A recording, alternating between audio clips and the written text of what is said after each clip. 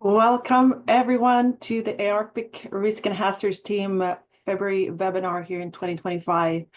And we have this webinar series because we want to connect the community engaged in developing the tools and the data to help people that are affected by hazards in Alaska and the Arctic, and also to identify opportunities in collaboration and how we can work together to create tools and for monitoring and so on.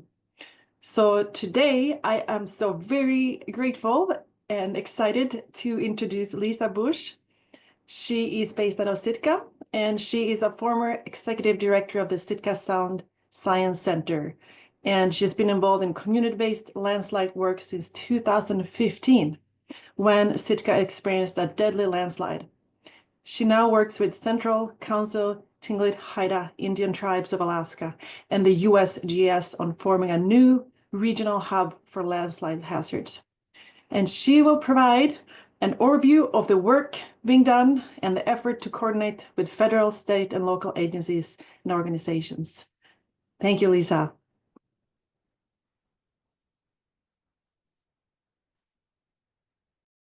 Thank you so much. Thanks for the introduction. My name is Lisa Busch, and I'm going to be talking to you today, but I'm also talking on behalf of staff from the Sitka Sound Science Center, Luca Silva, Ellen Newman, and Ron Heinz, as well as the staff members at Central Council, Tlingit, Haida, Ray Paddock, Lindsay Pierce, and others from Central Council.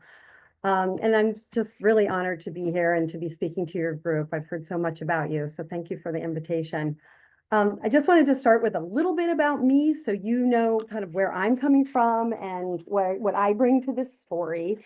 I came to Sitka, Alaska 39 years ago with my geology degree, but my first job and profession was a public radio reporter.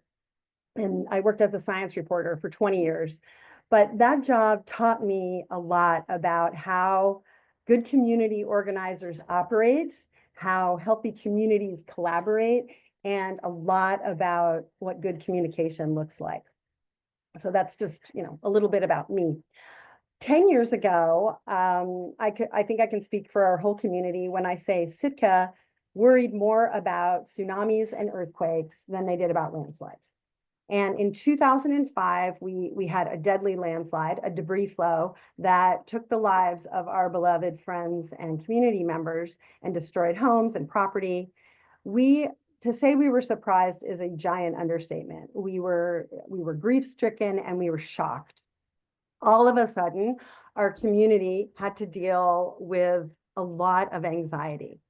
And since then, we've not only started down the path of understanding landslides for our town, but we have linked arms with our brothers and sisters in the whole region to build connection and infrastructure to help us monitor and better prepare for the next landslide, because we're pretty sure there's another one on the way. So,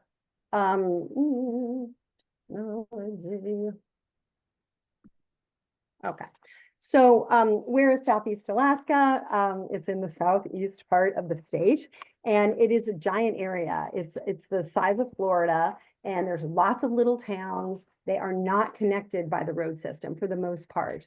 The Tlingit, the Tsimshian, and the Haida people have been here for thousands of years, and they have taken care of the land and they share it with us. We're grateful for that. Each town is, of course, it's an Alaska town, so we're very unique and independent, and we have our own geology and our own unique things, but there are things that we share in the region, and that is we have a steep topography. There are lots of steep mountains going down to the ocean, and we have a lot of rain. The kinds of landslides we have there are rock falls and debris flows, earth creeps and block slides. And landslides, also play a pretty critical role in the ecosystem in other ways, ecosystem services, if you will. They are transporting trees from up above down to the ocean. They create new spaces for plants. Our Tlingit elders tell us that landslides replenish gravel for salmon streams and are important for fish habitat. Southeast Alaska is also a very rainy place. We measure precipitation in feet here. That changes from place to place because of the mountains and the inlets and things like that. And what else about the rain? We spend a lot of time in rubber boots and raincoats. And the rain is also, I know maybe places up north, they aren't used to the rain and they complain about it. But for us, it's something that we really appreciate as a very critical part of the ecology and the ecosystem here. It's important for salmon. It's important for the forest. It's important for the ocean. So when we had a landslide and when our communities have landslides, it really changes a mental outlook about rain. Suddenly rain becomes an anxiety producer instead of like a soothing, comforting thing that we know. So in Sitka, we had a landslide that took the lives of 3 in 2015. 5 years later in Haines, the slide there took 3 lives. In Wrangell in 2023, a family and another person died in that slide. And then in Ketchikan, just very recently, last fall, 1 person died in that slide. Slides are not brand new to the region. We have a U.S. Forest Service inventory that shows we have lots of landslides in the region. Hitting communities in that number is new, but we have had landslides that have hit communities in the past. In 1993, there was one that in Skagway, and then in 1936, 15 people died in Juneau from a landslide. But landslides here are not just about lives, they're also about infrastructure. For us in Southeast Alaska, many of our towns only have a single road. So when that road is cut off from because of a landslide, that means we can't access groceries or medical help. We have a housing shortage, like I'm sure many places in the United States, we have a housing shortage here. And so if people have to evacuate and go to another house or move even because their house has been destroyed, that's a problem because we don't have a lot of houses. And then, of course, landslides cause economic impacts. For example, in 2022, a giant car-sized rockfall hit the dock in Skagway and knocked out the cruise ship dock. And cruise ships are pretty much 100% of the economics in Skagway, and 30% of the sailings had to be canceled that summer. But that's just one example. So when the deadly slide hit Sitka 10 years ago, this, by the way, is a picture of the Sitka Sound Science Center. And the Sitka Sound Science Center is a nonprofit organization dedicated to science research and science education in coastal Alaska. And when the slide hit Sitka, the Sitka Sound Science Center went to work gathering resources about landslides because we didn't know anything about landslides. We didn't have geologists on staff at the city or anything like that. So we called people all over the country, and we called researchers, we called agency people, and it was really one of the more heartening things that I've been involved in terms of science, because scientists stepped up and they said, we want to help. How can we help your community? So we gathered all these people together and we said to them, as a group of scientists, these are scientists from academia, from USGS, from the U.S. Forest Service, from the National Weather Service. Really key player was the National Weather Service, academic institutions, University of Alaska. We sat down with them and we said, what questions can you answer and what monitoring needs to be done to help our community feel less anxious about landslides? So we went to town. I mean, they helped direct us. Mapping, we measured rain intensity and rainfall, soil moisture, stream height. We looked at lots of different kinds of monitoring. And we also looked at how to make decisions, how our community likes to make decisions or can make decisions under uncertain conditions. So risk, making decisions with risk in mind was also something that was kind of new to the general population. It probably wasn't new to emergency managers. But over time, and with the help of the National Science Foundation, also social scientists from the RAND Corporation and geoscientists, we developed a web app for our community. And it's basically based on a 3-hour rain intensity model. And this app it really reflects the culture of our community. So when we first started down this path of developing a landslide warning system, I foolishly thought, oh, we'll just use the tsunami warning system that already exists and we can just use that.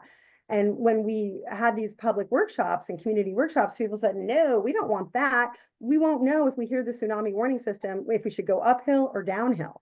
And also, people in our community, and this is true of many communities in Alaska, did not want to be told what to do. They didn't want the government saying evacuate. So with the community, we designed this web app so people can go to sitkalandslides.org and make their own decision about if they should evacuate. There's also a hazard map associated with the app, so you can look up sort of where your neighborhood is roughly. Right about when we were finishing, and this was done with National Science Foundation funding. And right about the time we were finishing this, there was a deadly landslide in Haines. And Haines called and they said, can you tell us what you know? And can you put us in touch with the people and the resources that you have with landslides? And I mean, of course, the National Weather Service and the State of Alaska Department of Transportation and Emergency Services, they were already involved, but they wanted to reach out further to researchers and scientists. So what we did was we went back to the National Science Foundation. We successfully got a 5-year, $5 million project now to work with 6 other communities in the region. The whole region, from Yakutat, the north part of Southeast Alaska, down to Prince of Wales Island, where Craig and Kasan are on this map.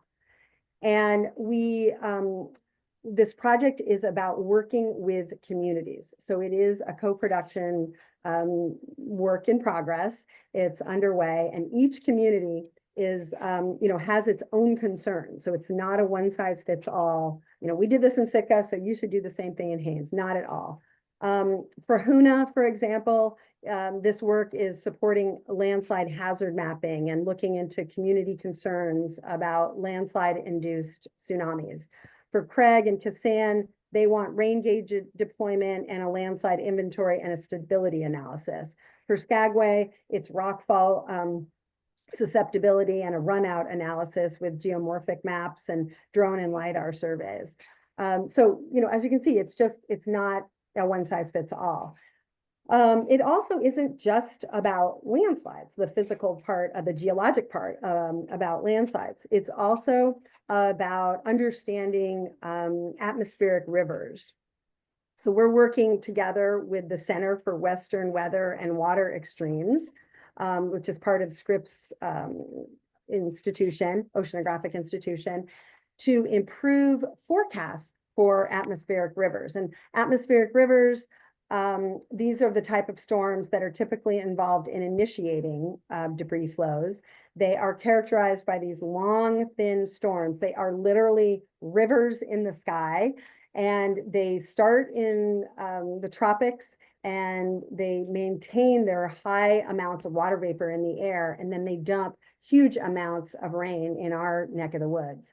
And when we started this, the National Weather Service was already good at predicting when atmospheric rivers would hit Southeast Alaska, but they couldn't really tell if they would be consequential, if they would cause landslides. But as a result of this work that we're doing with Kuti, we will be much more able to identify the consequential storms before they make landfall. And the National Weather Service is a critical part of that. And so a big shout out to the National Weather Service. The Kuti project raised 2 really big issues. that frankly, kind of keep us up at night. The first one is, how are we going to sustain this work? So the National Science Foundation, we have probably another 2 years left of that project. But when it's over, how are we going to keep it going? If we put instruments in communities, who owns that data? How do we maintain those instruments? How do we keep the data going to the National Weather Service? These are, pretty big questions. And the other question is, right now, Kuti is working with 6 different communities.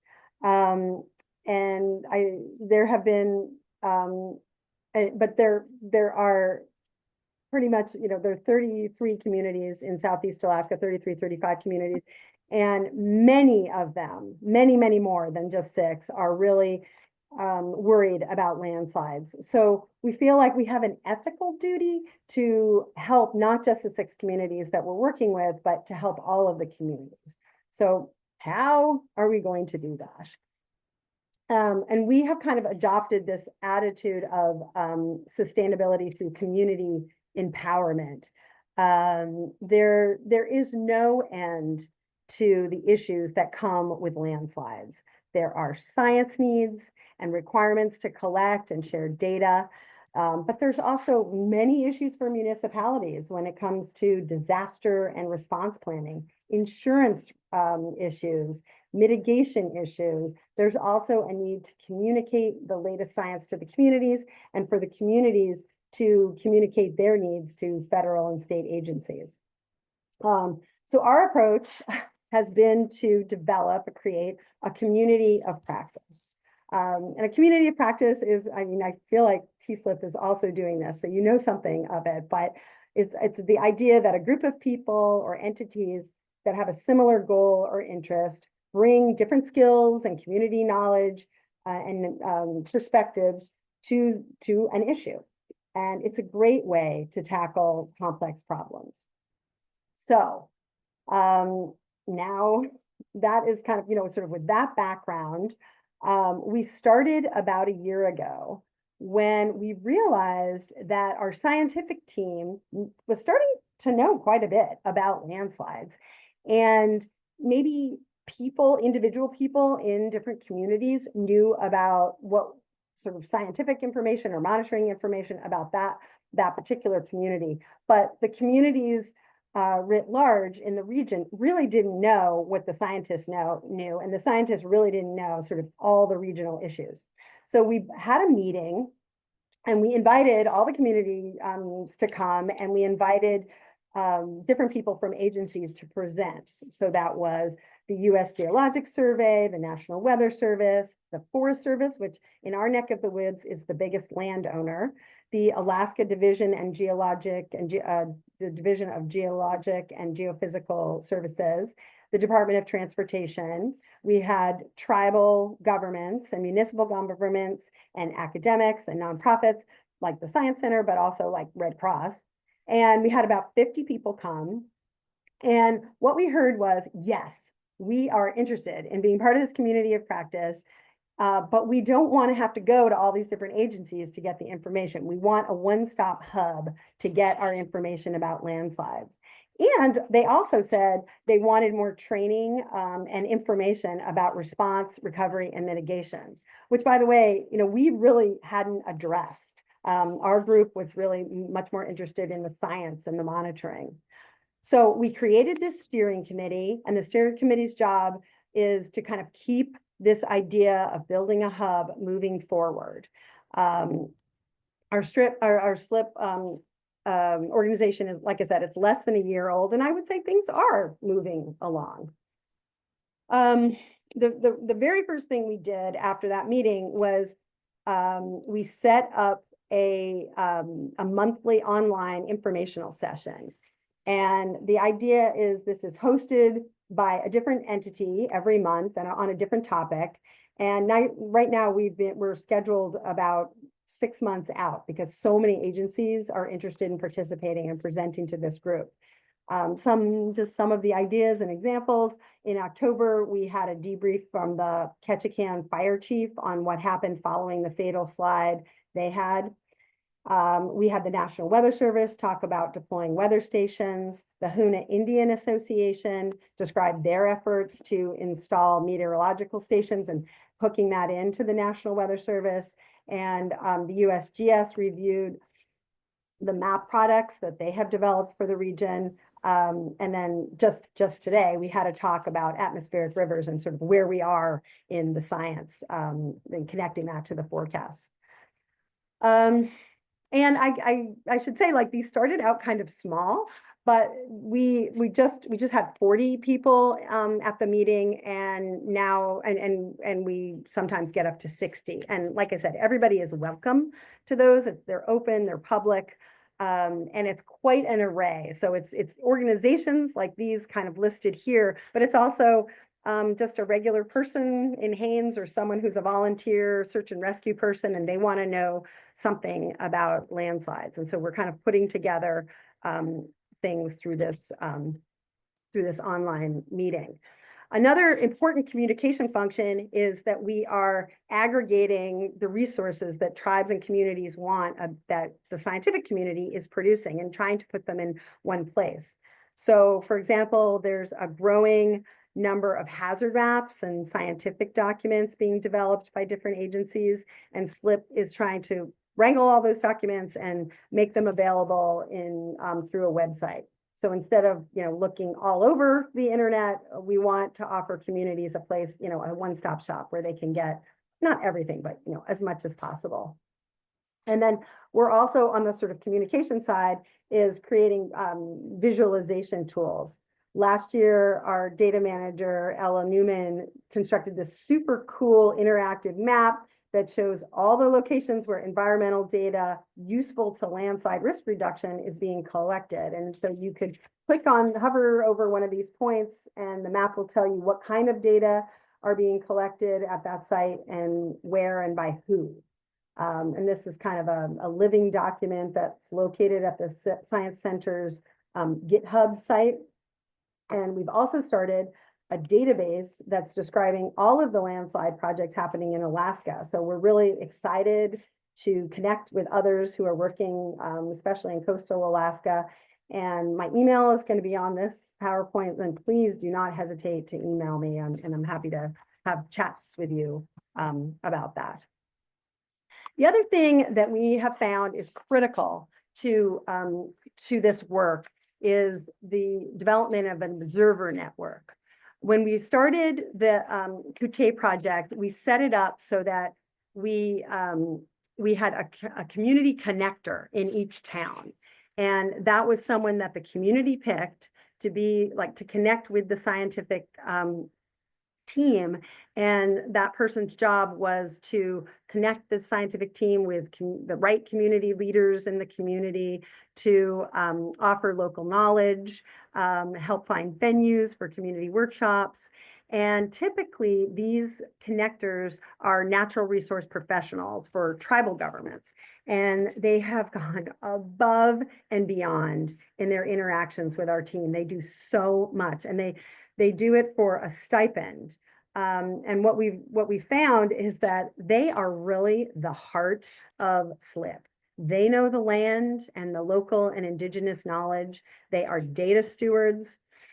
They are the people that keep instruments operating. They are the people that communicate landslide risk to their community. And they also help form questions that we, sort of go out and ask scientists to help us answer. They are also often very intuitive with this idea of two-eyed seeing, integrating indigenous and Western knowledge systems.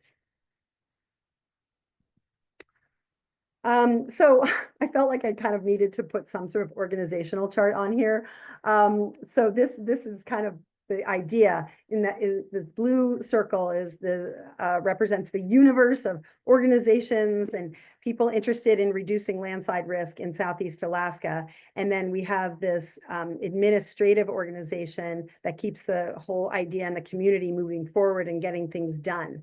Right now, the leadership and the observer network, those gray box or gray circles, are they're attached to Central Council Tlingit and Haida Indian tribes, and that's who I'm working for right now. And the blue and the reddish, orangish oval is overseen by the Sitka Sound Science Center. And together we have cooperative agreements with the US Geologic Survey to keep this whole thing going. And then finally, I would say that this whole thing is a work in progress and it's an experiment. There's really no other model like it in the nation. We haven't really found anybody else who's creating anything like this, but there are other places in the world. So a few years back, I went to the International Landslide conference in Italy, and I found that there were other countries that were working in this very way, where they were working with communities and sort of, you know, working from the bottom up instead of top down. There was just a small set of people, but we were really excited to meet each other. And then also this work that we're doing is really part of the national landslide strategy set out by the US Geologic Survey, which is a coordinated plan by the federal government to minimize landslide risks, and it involves hazard mapping and monitoring, developing early warning systems, mitigation projects, and really big and written very large throughout the whole plan is collaborating with local communities. So, you know, we feel like we're part of something. That is pretty much what I have to tell you about what we're doing right now. I'm very excited about the work. you know, I do think we are going to need the federal government. So, you know, it's very hard and hand-wringing to know what's happening with the federal government right now, because they are critical players in this project. And so has the state. The state is a wonderful partner on many, many levels. For my part, you know, I mean, I was a geology major, I ran a nonprofit, but I consider myself coming from a science background. There is so much more to learn from my perspective on response and recovery and mitigation. And then there's also a lot to know. I think sort of one of the big looming questions for us is, are these things helping? Are these tools and landslide warning systems, but also monitoring devices, are they helping communities feel less anxious? And are they helping communities feel more empowered about understanding landslides and just feeling safer? So with that, I will end things, and I'm happy to answer questions. Thank you so very much, Lisa. Applause, applause. Much grateful and very, very impressive, and to that all the work that you've done on such an important topic for Alaska. And I saw Hig placed a question in the chat, so maybe you speak up, Hig, and then I see Sure. Liz, your hand up. Yeah, no, I was just like, I think so many of these challenges of hazard mitigation, like to me, they really they make these social science questions that are out there very, very practical. And so I was curious particularly about the you know, what you guys have done to try to picture what will happen in some of the false positive and false negative cases as far as the warning or the alert level system, because they both seem, you know, there's kind of this famously difficult, you know, cry wolf problem, which I have my own perspectives on that too, but also you have the possibility that your system would not actually, you know, would think that the risk is not very high, but for whatever reason, bad weather forecast or unusual geologic conditions, there could be a disastrous, you know, landslide anyway. So I'm curious to hear what you've worked on as far as that. Yeah, I mean, I don't think I have the answer yet, Hig, but we did do quite a bit of work in this arena with the people from RAND. So the social scientists, Robert Lempert and Ryan Brown. Robert he's a Nobel Prize winner. He's on the Intergovernmental Panel for Climate Change, and he studies deep decision-making in uncertain conditions. And he led these workshops, these community workshops that we had with people. And it was so interesting. It was so interesting, sort of what risk people were willing to live with and what they weren't, you know, and that's kind of how we did some gaming activities where, you know, it showed what people were willing to live with. And I don't know what to say. It's, I mean, maybe Alaskans, like, we're willing to live with more risk. But I don't know. I mean, maybe that's different from town to town. Maybe that's different from where you live. But I think there's a lot more that can be done with that. And I think it gets to the heart of a lot of questions that municipal policy owners, not owners, but municipal policy, like assembly and city council members. It's really great to have those people as part of the community conversations, not just, you know, people living in a house, but people who are kind of overseeing their community, because their perspective is very different. And so, I mean, it's different and it's important to bring that to the table. And same with the people who are responding to disasters. You know, and they have experience with that. So they're maybe less, they don't, you know, they're more willing to evacuate, you know, sooner, kind of thing. I mean, another question, and I don't think you're asking this question, but another question for our community is, we've done a lot of emergency planning for tsunamis and, you know, maybe earthquakes, but really nothing. Like, we don't even have a place to go in Sitka if there's a landslide warning. You know, like, there's no place for the whole town to go, or even a third of the town, which is really living in landslide dangerous areas. And so what we're doing is, you know, very community based. Like, the fire hall said, you know, everyone should kind of develop a partnership. So you have a friend uphill. If there's a tsunami warning, you can go uphill, and then you have a friend downhill. If there's a landslide warning, you can go to a non-landslide zone. But these are things that, you're right. Like, I just think there's a lot of potential there for social science study, and I would love to see more of that. When you were talking with the community about risk, was that quantified risk? Like, was there a discussion of like how you put numbers on these things? There wasn't. No, but that's another good area that I would like to see. So Lisa, just a quick comment before I hand over to Liz.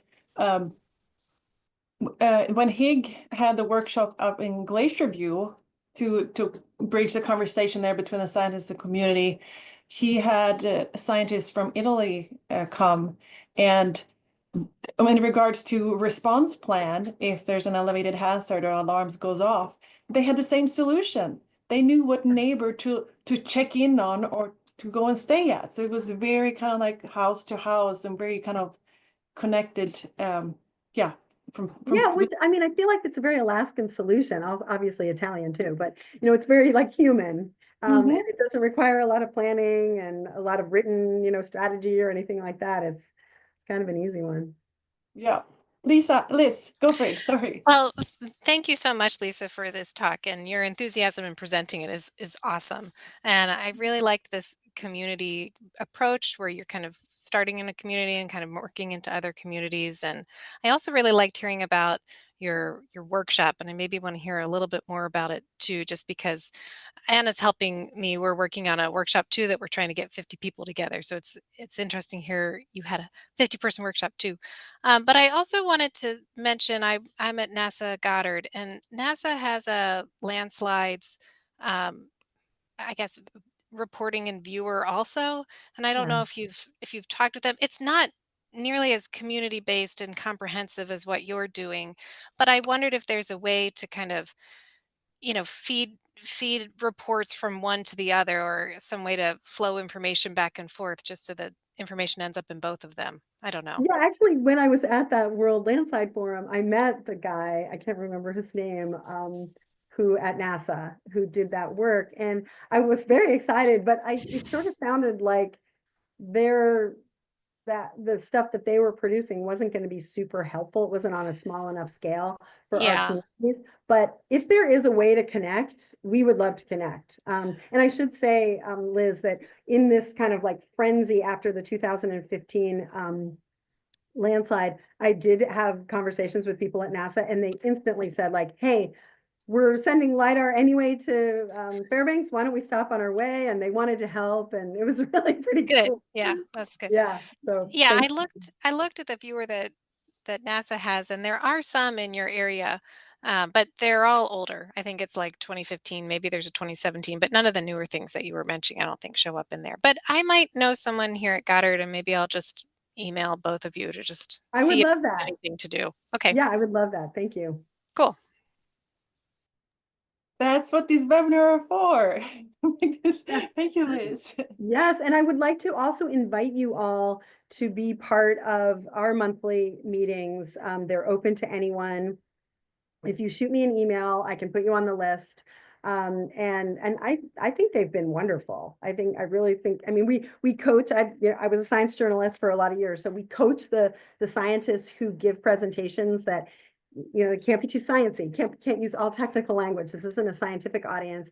This is a pretty broad audience. I mean, there are some scientists, but there are also, community planners and tribal leaders and things like that. So it's not all about science, but there's a lot of different information and there's a lot of connections, which I think, TSLIP is interested in as well. And so we would love to have you at our meetings. And then Anna had said, are there questions that we need help with in terms of from the scientific community in terms of answering? And I think Hig brings up a lot of, there's just a wealth of social science questions that would make a difference in the warning systems that are being developed. So they have real life applications, but also there's some very basic things like wind. So sort of geologists sort of in general say they don't know if wind has much impact on landslides, but local people really feel like that it does have an impact on landslides. And so I think there's some work to be done. There's some questions there. Those are kind of the big ones that come to mind. Sue has a question in the chat. Are there maps that would identify areas of higher risk based on aspect, slope, and vegetation type? Yes, somebody sent me to the NASA website and I checked that really quick, and it looks like it's sort of a much broader type thing rather than a local community effort to identify areas. And I'm just curious. This is something that I retired from USGS. I was with the Park Service for a while. I've done a lot of GIS work, and my job, I'm very lucky. I ride cruise ships through Alaska all summer long as their naturalist. So I'll do maybe 15 trips a year, and we're going up the Lynn Canal, and I sit and look at the landslide in Skagway and go up on the train and look at things and go, geez, that's a slide looking for a place to happen. But I'm just, yeah, and Haines, all those different places we go. I'm just curious if there's actually sort of people on the ground that are looking at those kind of things or reporting those kind of things, or where with, Skagway, I'm probably most familiar with. I lived there for a while, but areas that if it's really bad, that's kind of the area that you want to avoid. Same thing with Ketchikan, that one area where they had the slide, you look at that, the bus line goes right up there, by the way. And you look at that and you're thinking, geez, it looks like that part over there is ready to go now that you know that it can slide. So that's just kind of what I'm interested in. Yeah, there are hazard risk maps, and the state just did one for Haines based on what Haines wanted. And they kind of learned from the Sitka experience. They came to Sitka and Sitka didn't really ask them to do it. And right. In the end, the city of Sitka didn't really want to accept the state maps because it wasn't like, hey, we didn't even ask for this. Why are you doing it? But right. certain specific areas that Sitka wanted to know about, and they hired a private company to do that kind of mapping. But that it depends on the town. Like I think the state's intent is to go from town to town, where like Wrangell and Ketchikan both want this kind of hazard risk mapping. We have a few of them in Sitka. The Forest Service did one, the state did one. We had these private consultants do one, and then our own research team did one. And we did a mapping exercise where we put all the maps together, and they had different assumptions and different models, and they pretty much all lined up where the risky areas were and where the risky areas were. So that, yeah, that, I mean, and I don't know if you know what happened in Juneau, but Oh yeah, well, they, are you talking about the flood, or are you talking about the landslide by the condos down closer to town? well, they did landslide and avalanche mapping, and the city didn't want to accept those maps. Oh, okay. So I think, you know, this is another, like, why it's critical to be working with communities and find out exactly, you know, the areas that they're worried about, and then what they're going to do with that information. Yep, another season coming up pretty soon with a lot of cruise ships and storms and all sorts of things going on. Yeah. So Thanks for the question. Yeah, and on that topic, our next webinar will be from Mort Larson at USGS on their Landslide Reporter app. So I haven't used it myself. I know you can like report if you see an unstable slope or a landslide has happened, and I don't know if you actually get access to the already mapped ones. Well, I guess we'll find out. Yeah, Mort is awesome. What a great regional asset he is in the state. Yep. Yep. They need 10 more people in his office. Landslide preparedness, at least. So I was curious about along the same line there about the management of these hazards, because in Juneau, yeah, in southeast, there have been attempts to put government regulations at least at the city level on like where people can build houses and such, and all those kind of like top down regulations have failed. So what do you recommend there, Lisa, in the management of this hazard, of how to approach it? Yeah, I think it's one of those things where I know it's one of those things that takes time. And if we have our conference in 2 weeks, we might postpone it because of all the restrictions on federal travel right now under the current administration. But if we have it, there's a person who's presenting from Oregon, Bill Burns, and what he tells a great story about Oregon. Had, I don't know how long ago it was, but they, in one storm, they had 10,000 landslides. And so the state, we have to put in policies and laws that restrict building and planning and zoning. And they made all these laws and restrictions, and the cities and municipalities, counties said, no, we're not going to do that. And they kind of have this sort of independent spirit the way we do in Alaska. And so the state had to take a breather and say, okay, let's start over. And now they're basically doing kind of what we're doing in terms of working by community and working with the communities to see how they can be supportive and what it will take. And I think from my own experience in Sitka, there's a lot of fear of the unknown. And when we first started the Kuti project and the landslide work in general, I remember people said to us, you're going to wreck our town. You know, land values are going to go down and no one will be able to get mortgages. Well, that hasn't happened. And I think it's just a recognition that this is a reality. I mean, this isn't the government imposing things, trying to impose things. It's the government maybe trying to protect its citizens. So I think that takes a long time to internalize. And so it's the moral I got from Oregon's story is to go slow, and bring, work with the communities, bring each other along at the same time with those kind of changes. I see Jeff Curry and Christina Boncel have some comments in the chat on this. You guys want to speak up and share a little more? Sure. I just know that when DOT was looking at doing some landslide and avalanche mapping, that the concern about property values and insurance and insurability was raised, and so that's sort of see no evil, hear no evil, then there must not be any evil strategy. Well, our commissioner of insurance in Alaska, she's very aware of what's going on. And there's a new bill being put forward by Bert Stedman about creating an Alaska flood authority. And I just met with him, I guess, Tuesday. And his idea is like, let's create this statewide flood authority. Instead of paying our flood insurance to FEMA, pay it statewide. And then maybe we could build it up so that you could get wildfire insurance, you could get landslide insurance. I mean, I don't know if it's going to pass, but I like the idea of it. One of the things that I brought up on the land value issue specifically, insurance, I think it's good to just separate these two because they're really different stories. And I think the sort of thing you're talking about, Lisa, for insurance is a really great direction to go.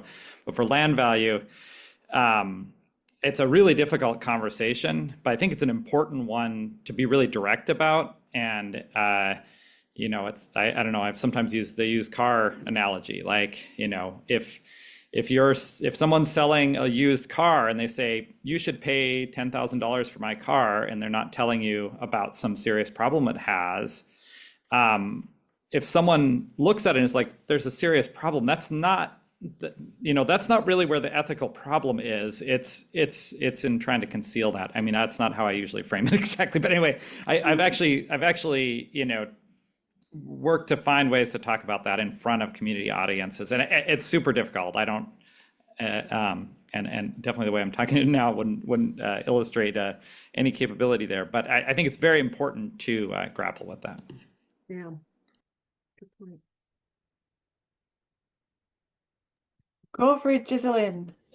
Oh, thank you. Hi, I'll just chime in as so I'm a relatively new member of the Juneau Planning Commission, but I'm very familiar with the story that happened here in terms of a little bit of a top-down sort of science approach with researching both our avalanche and landslide hazards and how that got absolutely tanked by a minority of community folks who maybe misunderstood some of the property value and insurance fallout of updating our maps. And, you know, I'll add the housing pressure here does complicate that a little bit, our limited available land for building. But at this point, just personally, it feels like we're in a stage where we're farther behind than we were before rejecting the most recent hazard maps that were developed, because that whole process just became so divisive and just really tanked, I think, a lot of energy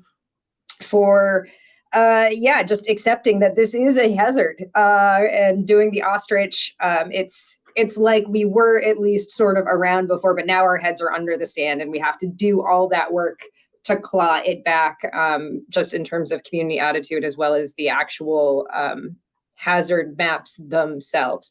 So anyway, I appreciate all of your efforts. I know Juneau is involved somehow, but I would like us to be more involved going forward. There's limited resources with the floods also taking a lot of our citywide capacity, but I also hope that we don't wait for something to happen like it has been happening in other communities before becoming more aware. So anyway, big thanks on that. And as a policy implementer, thank you all for your experience and wisdom that you're sharing that hopefully we can get translated through to our communities too. Thanks so much. Thanks for that comment. Yeah, thank you, Giseline. And sorry to put you in the spot, Giseline, but you know, we got some funding. So Homer just had a hazard map released, a first one ever on landslide hazards and shallower landslides. And so we got some funding, Haig and I, to have a workshop here in Homer on figuring out, you know, okay, how do we want to work with this information as a community? So the city of Homer is taking leadership on this and the communication to the public on this. So what advice do you have for us here in Homer in getting into this discussion and in this conversation as a community? Oh, that's a really great question. You know, I would love to have a minute to gather my thoughts and maybe talk with some of the folks on our city assembly who handled that for real in terms of like the public meetings, the public process. But I would love to share what we did learn.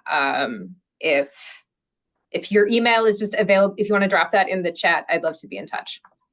I would love to have that too. Can you send me an email too, Yeah, absolutely. This is an interesting little project now. And if we can help other communities learn from what happened here, absolutely. Yeah, that was great.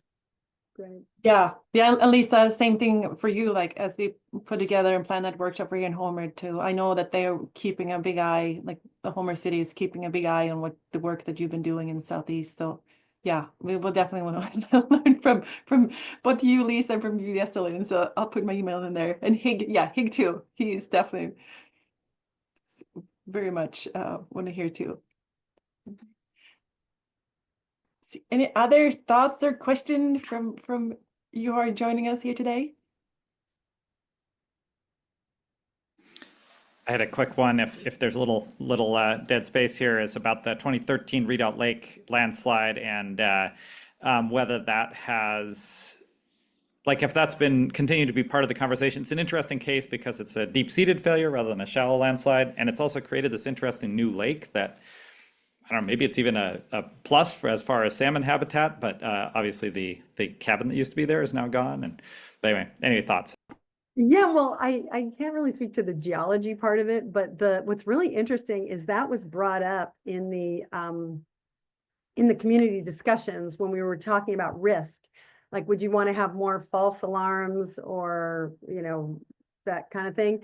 And people said, okay, let's say we develop the best, most amazing landslide warning system, and we tell people that there is going to be, you know, there's a high risk of landslides, and then a landslide happens during the storm, but not near people, south of town, like Redoubt Lake. Would you consider that a success of your landslide warning system? And people said no. People said no. It has to be like in our neighborhoods for us to be considered a success. So anyway, I just throw that out there because I thought that was so interesting. I've thought about this aspect of it a lot, looking, at slightly different hazards, but very similar. But and I think it's actually good for me anyway. I have it in the back of my head that the success criterion is this extremely difficult thing, and that is that something real happens, like there is an actual disaster, and I can look back and say things I did actually helped. I mean, it's not like I'm going to prevent all the possible harm, but that I can look back and say, like, at least there's some, rather, because it's really easy as scientists to be like, I'm looking at this broad scale and there are, like I hear the Tsunami Warning Center say, like, what do you mean? That wasn't a false alarm. There was really an earthquake and it might have made a tsunami. I'm like, no, it was a false alarm. Like, people, like, they evacuated and there was no tsunami. Now, you're going to have false alarms. That's part of this, but I think we need to confront how difficult that is, in my opinion, and that our success is far from guaranteed. In fact, we should be assuming, that we're really going to do pretty poorly at this test, and to be upfront with community members, in that challenge. Yeah, I mean, to me, it's easy for me to be upfront because it's so new. And we're the tsunami warning system had to start somewhere too. It's been going on a lot longer, and it's also not, it's like they said, the earthquake did happen and there was something generated. It might not be life-threatening, but it's a new science. It's a new area for people to think about in coastal Alaska. And to me, I'm okay with that. But I know some people, have a harder time with that experimental phase of things. I'm excited by it. Me too. Yes, me too. And I think that's the power of, working together. We all come with different expertise and different resources and yeah. So and in the bottom we want to help each other, help our neighbor and so on. So I think this is personally it just feels really good to be able to take the science that I'm doing and try to do something for people. Yeah, yeah. And we Yeah. appreciate it. We really appreciate it. So yeah, thank you, Lisa, for presenting here for us today. And thank you all for a wonderful discussion. Much thanks for that. And yeah, several of you will connect over email and so on, continue the discussions. And please do check out the Sitka Sound Science Center. The link is in the chat where you can learn more about the work that Lisa and everyone is doing. And yeah, thank Thanks you. so much. Thanks for the invite. Have a wonderful Thursday. Thanks, everyone.